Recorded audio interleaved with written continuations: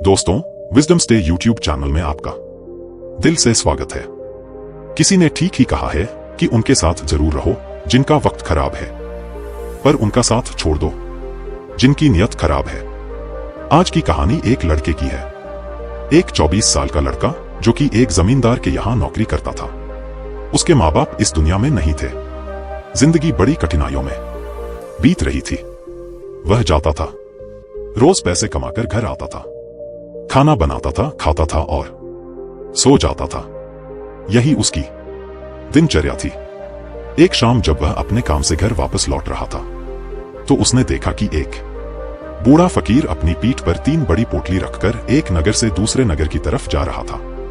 वह देखने में काफी बूढ़े लग रहे थे और वह काफी देर से ऐसे ही सफर कर रहे थे और आखिरकार कुछ दूर और चलने के बाद वह चलते चलते थक कर एक पेड़ के नीचे आकर बैठ गए।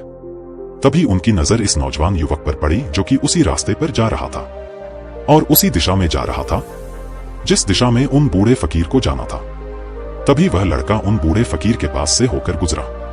जैसे ही वह उनके पास से गुजरा तभी उन बूढ़े फकीर ने पीछे से आग्रह भरी आवाज में कहा, सुनो बेटा, क्या तुम मेरी थोड़ी सी मदद कर सकते हो?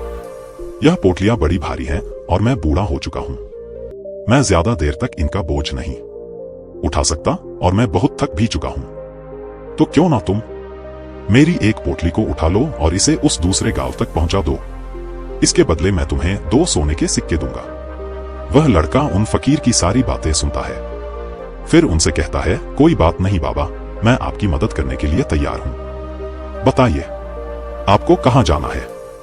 ऐसा कहते हुए उस लड़के ने उन फकीर की एक पोटली उठा ली और उसे अपने कंधे पर रख लिया। जैसे ही उसने पोटल को कंधे पर रखा उसे आभास हुआ कि यह पोटली तो सच में बहुत भारी है। फिर वह लड़का और वह फकीर रास्ते में आगे की ओर बढ़ चले। कुछ देर तक चलने के बाद देखते ही देखते वह गांव खत्म होने लगा और अब एक सुनसान रास्ता आगे की ओर जा रहा था। वे दोनों अपने रास्ते पर होकर आगे की ओर बढ़ रहे थे।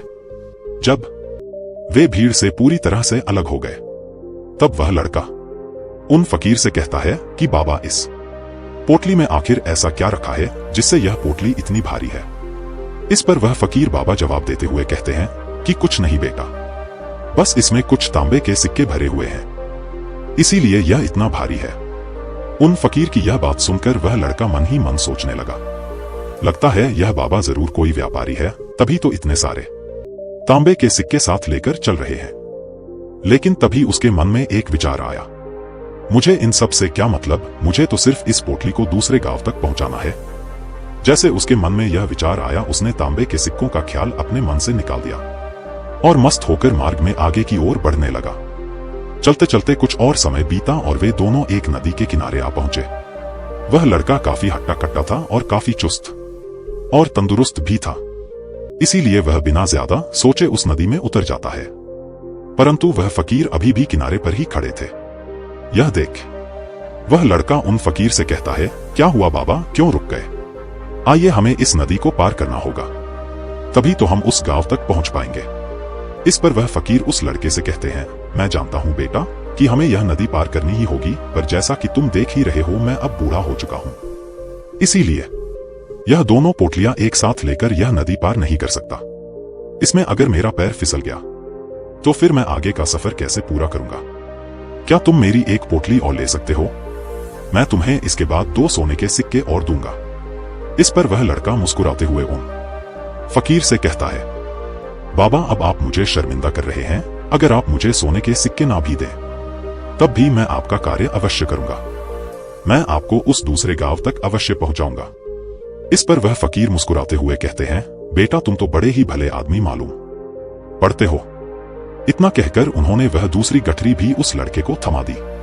जब उस लड़के ने वह दूसरी गठरी अपने कंधे पर रखी तब उसे यह गठरी भी बहुत ज्यादा भारी लगी, किंतु उसने वहां पर कुछ नहीं कहा। जैसे तैसे उन दोनों ने वह नदी पार की। नदी पार करने के बाद बातों ही बातों में उस लड़के ने उन फकीर से कहा, बाबा, आखिर इस दूसरी गठरी में क्या है, क्योंकि यह भी बहुत भारी है? इसका उत्तर देते हुए बाबा कहते हैं, बेटा, इस गठरी में चांदी के सिक्के हैं, इसीलिए इस गठरी में भी काफी वजन है। उन फकीर की यह सारी बातें सुनकर अब उस लड़के का दिमाग तेजी से काम करने लगा था। वह सोचने लगा, एक गठरी में तांबे के सिक्के हैं और दूसरी में चांदी के। ऐसा लग रहा है जैसे यह फकीर बाबा बड़ी दूर से आ रहे हैं और इन्होंने अपनी सारी जमीन जायदाद बेचकर यह सिक्के इकट्ठा किए हैं, इसीलिए तो यह इतना धन साथ लेकर चल रहे हैं। लेकिन वह लड़का उन फकीर बाबा से कुछ भी नहीं कहता और वे दोनों चुपचाप मार्ग में आगे की ओर बढ़ते चले जाते हैं। कुछ देर चलने के बाद आगे फिर एक सुनसान रास्ता आता है। उस सुनसान रास्ते पर आते ही उस नौजवान लड़के के मन में तरह तरह विचार उठने लगे। वह सोचने लगा, अरे यह तो सुनसान रास्ता है, अगर मैं यह सिक्के लेकर यहां से भाग जाऊं तो यह फकीर भला कब तक मेरे पीछे भागेंगे। मुझे नहीं लगता कि यह मुझे कैसे भी पकड़ पाएंगे और यहां कोई है भी नहीं जो इनकी मदद कर पाए। और वैसे भी यह बहुत सारे सिक्के हैं, मैं इनसे एक अच्छी दुकान खरीद सकता हूं और खुद का व्यापार भी शुरू कर सकता हूं। और वैसे भी यह बूढ़ा फकीर अब इस धन का क्या करेगा, इससे अच्छा तो मैं ही इसे ले लेता हूं। वह लड़का यह सब सोच ही रहा था कि तभी उसे खुद पर आश्चर्य हुआ। अरे मैं यह सब क्या सोच रहा हूं, यह फकीर बाबा ना जाने कहां से आ रहे होंगे और ना जाने कितनी मेहनत करके इन्होंने यह सिक्के इकट्ठा किए होंगे। मुझे इनका फायदा नहीं उठाना चाहिए, नहीं, मुझे ऐसा नहीं करना चाहिए। उसने कुछ देर के लिए तो अपने मन के विचारों पर काबू पा लिया, किंतु कुछ देर बाद देखते ही देखते उसके मन के लालच भरे विचार उस पर हावी होने लगे। वह लड़का 2 पोटलियां लेकर उन फकीर के पीछे पीछे चल रहा था। कुछ दूर और चलने पर रास्ते में एक पहाड़ी आई।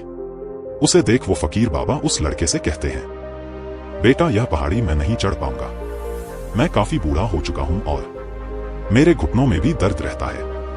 यदि तुम मेरी यह तीसरी गठरी भी ले लो तो मैं तुम्हें 2 सोने के सिक्के और दूंगा, लेकिन याद रहे इसे कहीं गिराना मत, यह कहीं खुल ना जाए। यह बात सुन वह लड़का उन फकीर से कहता है, क्यों बाबा, आखिर इस गठरी में ऐसा क्या है। इस पर वह फकीर उस लड़के से कहते हैं, बेटा इसमें सोने के सिक्के हैं। यह सुन वह लड़का मन ही मन बहुत प्रसन्न हुआ। उसने चुपचाप वह तीसरी गठरी भी उन फकीर से ले ली और दोनों बिना कुछ बोले आगे की ओर बढ़ चले। अब वह फकीर बिना कोई वजन लिए आराम से पहाड़ी के चढ़ाई चढ़ रहे थे, लेकिन वह नौजवान लड़का जो कि पीछे था, वजन के कारण बहुत धीरे धीरे चल पा रहा था। लेकिन जब से उसने सोने के सिक्कों का नाम सुना था, उसका मन तो छलांग मार रहा था। वह मन ही मन सोच रहा था कि अगर यह सारे सिक्के मुझे मिल जाए तो मेरा जीवन तो बड़ी आसानी से कट जाएगा। वैसे भी यह फकीर तो बूढ़े चुके हैं, भला इन्हें इतने धन की क्या आवश्यकता, इनका जीवन तो वैसे भी कट ही चुका है। मैं एक काम करता हूं, यह सारा धन लेकर यहां से भाग जाता हूं। लड़के के मन में अनगिनत विचार चल रहे थे। लड़के का मन अब उसकी बुद्धि पर पूरी तरह से हावी हो चुका था। उस लड़के का मन अपनी बात को सही साबित करने के लिए उसे कोई भी तर्क दे रहा था। और तभी उसके मन में एक और विचार उठा और अब की बार वह लड़का यह सोच रहा था कि लगता है यह फकीर बाबा कोई चोर है, नहीं तो इनके पास इतने सारे सोने के सिक्के कहां से आए। अगर यह कोई व्यापारी होते तो यह इस तरीके से पैदल यात्रा तो नहीं करते, और अगर इनके पास इतना सारा धन था तो यह कोई ना कोई साधन भी अवश्य करते। लगता है यह कोई चोर है, और चोर का धन चोरी करने में भला कौन सी बुराई। यह सोचता हुआ वह लड़का अब काफी तेजी से ऊपर की ओर चढ़ रहा था और देखते ही देखते वह फकीर से आगे भी निकल गया। वह यह सोच रहा था कि जैसे ही इस पहाड़ी की चढ़ाई खत्म होगी और ढलान आएगी, मैं इन तीनों पोटलियां को लेकर भाग जाऊंगा, जिसके बाद यह सारा धन मेरा हो जाएगा और मेरी गरीबी भी हमेशा हमेशा के लिए खत्म हो जाएगी। मेरे पास बहुत सारा धन होगा, फिर मैं जो चाहूंगा वो कर पाऊंगा।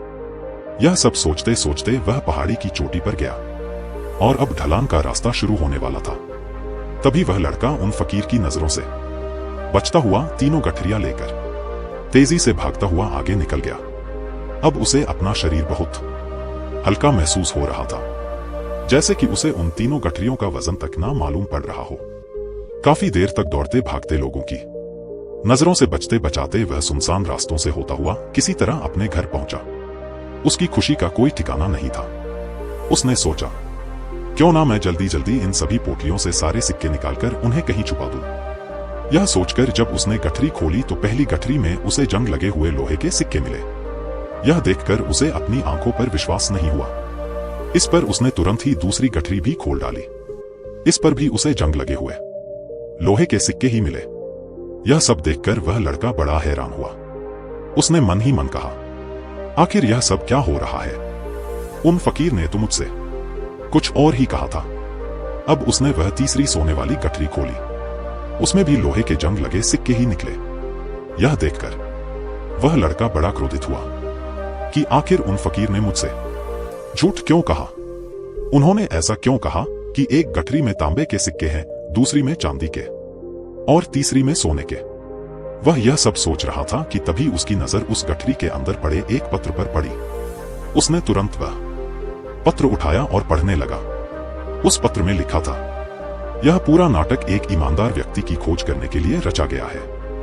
मैं इस राज्य का राजा हूं। मेरी कोई संतान नहीं है, इसीलिए मैंने यह षड्यंत्र रचा है ताकि मैं अपने राज्य से किसी एक ऐसे ईमानदार व्यक्ति की खोज कर सकूं जो मेरे बाद इस राज्य का राजा बन सके और राज्य भार को संभाल सके। और इस राज्य भार को वही संभाल सकता है जो पूरी तरह से ईमानदार हो, जिसके मन में किसी प्रकार का कोई लालच ना हो। पत्र पढ़ते ही वह लड़का जोर जोर से चिल्लाने लगा और अपना सिर पकड़कर बैठ गया। वह यह जानता था कि अगर वह अपने मन के विचारों पर नियंत्रण कर लेता तो उसका जीवन बदल सकता था। लेकिन अफसोस कि वह अपने मन के विचारों पर नियंत्रण नहीं कर पाया। दोस्तों, महात्मा बुद्ध कहते हैं कि विचार ही सब कुछ है। जैसा हम सोचते हैं वैसे ही बन जाते हैं। इसीलिए हमारा सबसे बड़ा दुश्मन भी हमें उतना नुकसान नहीं पहुंचा सकता जितना कि हमारे मन के यह अनियंत्रित विचार पहुंचा सकते हैं। महात्मा बुद्ध कहते हैं कि अपने मन को ध्यान से देखो। हमारे मन में जो विचार चलते हैं वही विचार शब्द बनते हैं और विचार ही कर्म के रूप में प्रकट होते हैं। बार बार दोहराने पर कर्म आदत में बदलता है और समय के साथ धीरे धीरे यह आदतें हमारे चरित्र का गठन करती हैं और आगे चलकर यही चरित्र हमारे भाग्य का निर्माण भी करता है। इसीलिए हमारा अपने विचारों के प्रति सजग रहना बेहद आवश्यक है। हमारा जागरूक रहना बेहद आवश्यक है। हमारा इस पर ध्यान देना जरूरी है कि हमारे मन में किस तरह के विचार उठ रहे हैं। आगे महात्मा बुद्ध कहते हैं कि कमजोरी हमेशा छोटे विचार से शुरू होती है। छोटा विचार एक बीज की तरह होता है और अगर समय रहते इस विचार रूपी बीज को नष्ट ना किया जाए तो यह छोटा सा विचार बहुत ही जल्द एक विशाल वृक्ष का रूप ले लेता है और हमारी बुद्धि की सोचने और समझने की क्षमता को पूरी तरह से नष्ट कर देता है। इसीलिए जब हमारे मन में पहली बार कोई गलत विचार जन्म ले तभी उसे जड़ से उखाड़ देना चाहिए, अन्यथा वह बहुत ही जल्द एक विशाल वृक्ष का रूप ले लेगा और हमें किसी ना किसी गलत राह पर ढकेल ही देगा। फिर हम चाहकर भी उसे रोक नहीं पाएंगे। लेकिन अब प्रश्न यह उठता है कि हम अपने मन के विचारों को कैसे नियंत्रित करें। हमारा मन तो इतना शक्तिशाली है, इतना चंचल है कि वह किसी ना किसी तरीके से हम पर हावी हो ही जाता है। हम चाहकर भी उस पर नियंत्रण नहीं रख पाते। इस प्रश्न के उत्तर में महात्मा बुद्ध हमें दो बातें बताते हैं। पहली बात, सही इरादा विकसित करो। कई बार आपने देखा होगा कि आप बोलना कुछ और चाहते हैं लेकिन बोल कुछ और देते हैं, क्योंकि आपके मन के भीतर जो कुछ बसा हुआ है वही आपके मुख से बाहर भी निकल रहा है। लेकिन जब हमसे वह गलती हो जाती है तो उसके बाद हमारा मस्तिष्क अच्छी तरह से काम करना शुरू कर देता है। हम अपने सोचने और बोलने के प्रति सजग हो जाते हैं और इसी अवस्था में हमें एहसास होता है कि हमसे गलती हो गई है और फिर हमारा मन दुखी हो जाता है। वह पश्चाताप से भर जाता है और इस दुख और पश्चाताप से बचने के लिए महात्मा बुद्ध हमें सही राह विकसित करने के लिए कहते हैं। और ऐसा करने के लिए जब भी आप कोई कार्य करने जा रहे हो तो सबसे पहले आपको स्वयं से पूछना चाहिए कि जो कुछ भी मैं करने जा रहा हूं इसके पीछे मेरा इरादा क्या है। क्या मैं दूसरों को दुख पहुंचाना चाहता हूं, दूसरों को नीचा दिखाने जा रहा हूं, या मुझे दूसरों को और खुद को ऊपर उठाना है? खुद से सवाल कीजिए, खुद को सचेत कीजिए। जब आप इरादों के प्रति सचेत होने लगेंगे, जब आप विचारों के प्रति जागरूक होने लगेंगे, तभी आपके अंदर सकारात्मक ऊर्जा का प्रवाह होगा। तभी आप सकारात्मक इरादों से जुड़ने लगेंगे और आपके अंदर बैठी हुई नकारात्मक ऊर्जा और नकारात्मक इरादे दिन प्रतिदिन कम होने लगेंगे। परंतु स्मरण रहे, आपको यह हर दिन करना होगा और आपको हमेशा इस बात का ध्यान रखना होगा कि आपको केवल अच्छा सोचना है और आपके इरादे हमेशा सही होने चाहिए। तभी आप दुख और तकलीफों से बच सकते हैं, अन्यथा आप इसी तरह दुख और तकलीफों से घिरे ही रहेंगे और आप कभी भी इससे बाहर नहीं निकल पाएंगे। दूसरी बात, विचारों के प्रति जागरूकता विकसित करो, जिससे आपका मन धीरे धीरे शांत होने लगेगा और आपके मन में बसी हुई सभी नकारात्मक ऊर्जाएं, सभी नकारात्मक विचार खत्म होने लगेंगे और आप शांति की दिशा में आगे बढ़ेंगे। इसीलिए यदि आप भी अपने जीवन को सुखी और खुशहाल बनाना चाहते हैं तो आपको अपने मन पर नियंत्रण साधना होगा, अपने मन में चल रहे विचारों के प्रति जागरूक होना होगा और अपने मन को खाली करना ही होगा। दोस्तों, उम्मीद है कि आपको इस वीडियो से बहुत कुछ सीखने को मिला होगा और वीडियो में यहां तक बने रहने के लिए आपका बहुत बहुत धन्यवाद।